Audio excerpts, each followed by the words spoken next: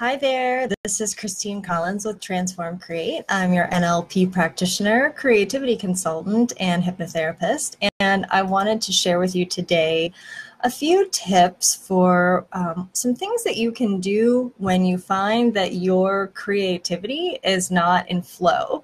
So when you are in the act of trying to create something new, perhaps you are creating something for your business, a new program, a new product, a new service, or you might be trying to write a blog or trying to create your sales copy for something that you are working with in your business. And it happens to all of us at some point in time where we just kind of get stuck and we're not able to create in the way that we would most like. This can show up in the form of procrastination, where you catch yourself doing other things apart from what you most want to be focused on. Sometimes it can show up as distraction and worry, or an overfocus on some of the more challenging aspects of life, that take you away from your creativity process. So there are a handful of things that can be very helpful when you are noticing that this is happening for you. One of my biggest reprieves from struggling with creative flow is meditation and hypnotherapy. While I am a hypnotherapist, I'm also a consumer of hypnotherapy as well as meditation. And I have found a number of guided meditations, guided hypnotherapy tracks to be very, very helpful and useful in terms of freeing up creativity, because it allows your mind to have just that little bit of vacation, usually, 10 or 15 minutes.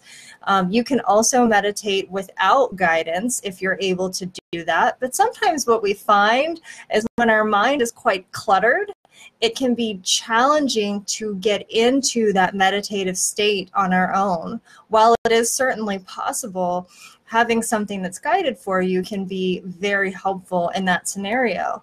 Additionally, it can be helpful to think about something that actually feels good to you. So if your creativity is being impeded by thoughts or worries about something that is challenging or not constructive for you, trying to shift your focus back onto something that actually feels good to you.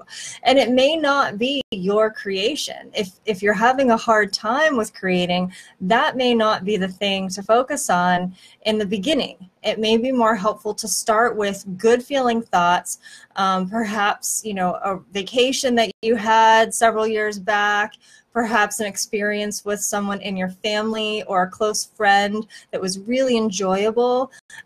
Even just focusing on something that seems kind of neutral, like, ocean waves or birds or trees, something that makes you feel good. And finally, it can be helpful to play. And what I mean by that is, if you're a writer or if you're an artist and you're used to kind of going into what you do with a specifically intended outcome, like as a writer, if you're sitting down to write a story or to write a blog, sometimes it can be helpful to sit down to write without any intention of a specific outcome. Same thing if you are an artist of any kind or a musician, and you typically are going into creation mode to create something to be sold or to be kind of put out there for a specific audience.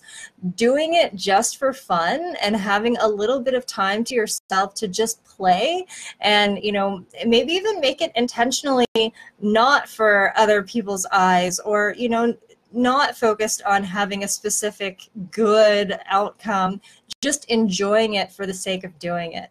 So I hope you found this to be helpful and beneficial. Once again, I'm Christine Collins, your NLP practitioner, creativity consultant, and hypnotherapist, and I hope that you have an absolutely magical rest of your day.